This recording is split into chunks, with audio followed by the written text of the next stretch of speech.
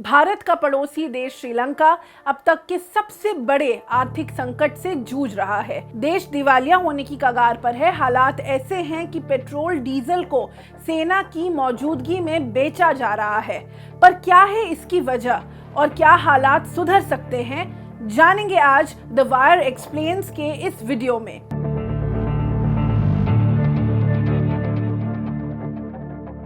मात्र 2 करोड़ 15 लाख की आबादी वाला देश श्रीलंका इस हद तक गरीब हो गया है कि रिपोर्ट्स के मुताबिक सरकारी खजाना लगभग खाली हो चुका है। देश में महंगाई आसमान छू रही है। तेल, चीनी, पेट्रोल, डीजल, जो भी जरूरी चीजें हैं बेहिसाब महंगी हो चुकी हैं। श्रीलंकाई रुपए में 1 किलो चीनी 290 रुपए और 1 किलो चावल 500 रुपए तक की कीमत पर बिक रहे हैं। दरअसल श्रीलंका ऑयल, फूड, पेपर, चीनी, दाल, दवा और ट्रांसपोर्टेशन से जुड़े इक्विपमेंट को इंपोर्ट करता है। श्रीलंका के पास इन जरूरी चीजों को सिर्फ 15 दिन तक ही इंपोर्ट करने का डॉलर बचा है। देश के पास सिर्फ 2.36 बिलियन डॉलर ही बचे हुए हैं। पेट्रोल डीजल पर इसका खासा प्रभाव पड़ रहा है। देश में पेट्रोल डीजल खरीदने के चक्कर में कुछ लोगों की तो मौत भी हो चुकी है। हालात इस कदर तक बिगड़ चुके हैं कि श्रीलंका की सरकार ने पेट्रोल पंपों और गैस स्टेशनों पर सेना की तैनाती कर दी है और पेट्रोल पंपों पर लंबी लंबी लाइनें और उनकी कतार लगी हुई है। हजारों लोग घंटों तक कतार में खड़े होकर तेल इस समय खरीद रहे हैं। अब जानते हैं कि इस संकट की वजह क्या है। कई जानकार मानते हैं कि इस संकट की वजह चीन से लिया हुआ कर्ज है। श्रीलंका ने चीन से 5 बिलियन डॉलर का कर्जा लिया हुआ है और राष्ट्रपति गोताबाया राजपक्षे ने हाल ही में जब अपना बयान दिया और कर्ज की शर्तों को आसान करने के लिए चीन से कहा तो चीन ने मना कर दिया। इसके अलावा श्रीलंका काफी हद तक टूरिज्म पर निर्भर है। श्रीलंका की आबादी, जो हमने बताया आपको कि 2 करोड़ से ज्यादा है, लगभग 25% उसकी आबादी टूरिज्म से जुड़ी हुई है। 2019 में सीरियल बम ब्लास्ट होने के बाद और कोरोना काल में प्रतिबंधों की वजह से श्रीलंका का टूरिज्म सेक्टर खासा तर प्रभावित हुआ है। श्रीलंका की जीडीपी में भी पर्यटन का हिस्सा अब 15 से घटकर 5% रह गया है। वहीं फॉरेन करेंसी की कमी के चलते कनाडा सहित कई देशों ने अपने नागरिकों को श्रीलंका न जाने की एडवाइजरी जारी की है। इसी तरह की एडवाइजरी से ही टूरिज्म सेक्टर को काफी नुकसान हुआ है। इसके अलावा फॉरेन डायरेक्ट इन्वेस्टमेंट यानी कि एफडीआई में भी कमी की वजह से देश के खजाने में फॉरेन करेंसी का कम होना नजर आ रहा है और इस आर्थिक संकट के रूप में दिखने को मिल रहा है। हाल ही में श्रीलंका से भागकर कई नागरिक भारत आ गए हैं। उनका कहना है कि श्रीलंका में हालात बहुत खराब है। इस संकट से कैसे उभरेगा श्रीलंका? श्रीलंका ने चीन, भारत और आईएमएफ यानी कि इंटरनेशनल मॉनेटरी फंड उनसे मदद की मांग की है। भारत ने श्रीलंका को आश्वासन दिया है कि भारत अपने नेबरहुड फर्स्ट पॉलिसी का सम्मान करेगा और श्रीलंका को इस स्थिति से उभरने की मदद देगा।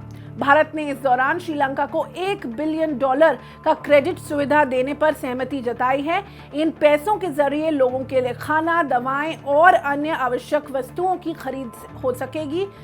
चीन और आईएमएफ भी श्रीलंका को इस संकट से निकलने के लिए कर्जा दे सकते हैं, ऐसी उम्मीद की जा रही है। द वायर पर हमने बात की कुछ एक्सपर्ट से, जिन्होंने हमें समझाने की कोशिश की कि आखिर ये आर्थिक क्राइसिस क्यों हो रहा है। Sri Lanka has been going through this economic crisis for a few months now, but it is not a product of a day or a week or a month or a year's negligence.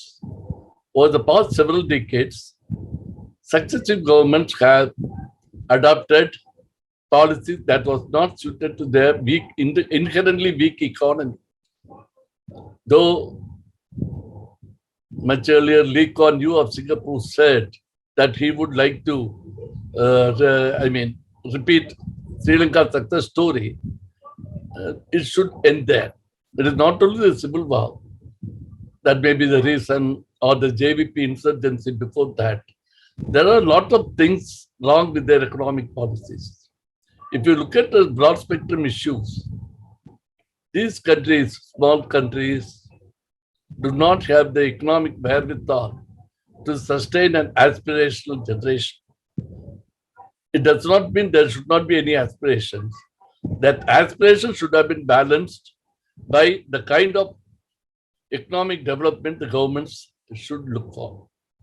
For instance, in the case of Sri Lanka, the China BRI project brought with it lot of development, infrastructure development that did not make money. Not only that, Sri Lanka's BRI projects also denied local whatever manufacturing capacity they had, those people, and particularly the labor market, the jobs and incomes that was due to them in any other economy.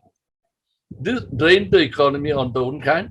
Then, being a small nation economy without any great manufacturing facilities or export options other than foreign earning options, other than tourism, government exports, and tea exports, the economy had to suffer because of the Easter Sunday bombings in 2019, followed now by the COVID.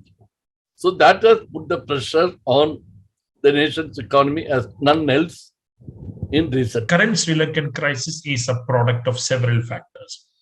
It has historical roots because after independence in 1948, the economic structure of the Sri Lankan economy has largely remained imbalanced. It has remained stuck to a colonial era cropping pattern, including tea, rubber, coconut, spices, etc.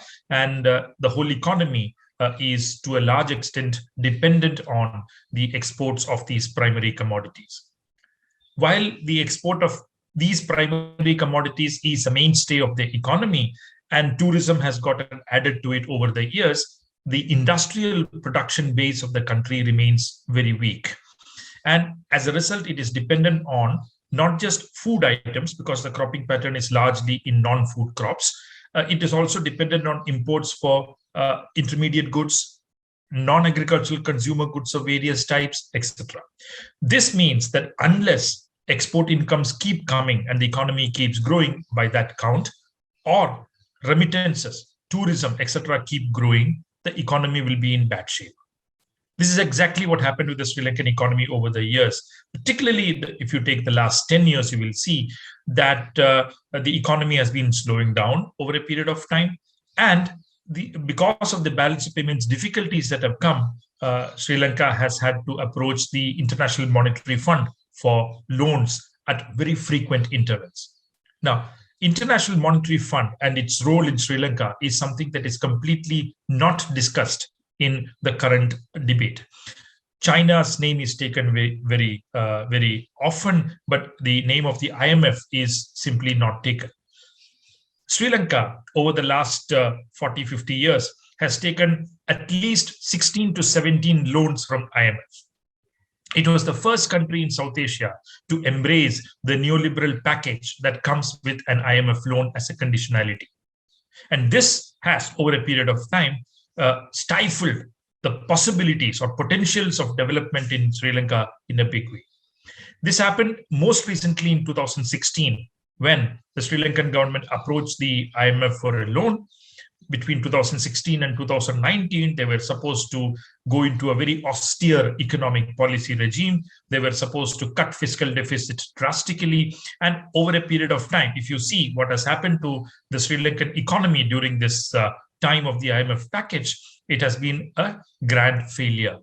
Economic growth rates have fallen, investment has fallen, and hardships across the country rose very rapidly. In the month of April of 2019, there were large-scale bomb blasts in Colombo, which meant that tourist arrivals into Sri Lanka fell rapidly. And then in the months of November and December 2019, the new government of Gotabaya Rajapaksa cut tax rates in a completely ill-advised manner. it cut VAT rates from 15% to 8%, abolished an infrastructure-related nation-building tax completely. It abolished the PAI tax completely. And as a result, the number of registered taxpayers in Sri Lanka fell by almost half in a period of 1 year. Then came COVID in the beginning of 2020, which further reduced tourist arrivals, further hit the exports of tea, coconut, rubber, garments, etc. It also affected the production of food items inside the country, because in the month of May and June of 2020, in order to save foreign exchange, the Sri Lankan government embraced a rather irrational policy of converting the country into a 100% organic farming nation. They did so by banning completely the imports of all chemical fertilizers, which meant that the farmers had absolutely no fertilizers or pesticides applied to their crops. Agricultural production fell. And this is exactly what agricultural scientists had told the Sri Lankan government. They didn't listen to them. They listened to the pseudo-scientific advice of some very shady individuals and adopted this policy. So the crisis in Sri Lanka, in short, is a mix of all these factors. It has historical roots. There is a conceptual bankruptcy of the IMF-led reform program. There are misguided policies of authoritarian rulers inside the country. And there is also the embrace of pseudoscience by the rulers. All these have combined to create the crisis that has currently unfolded in Sri Lanka.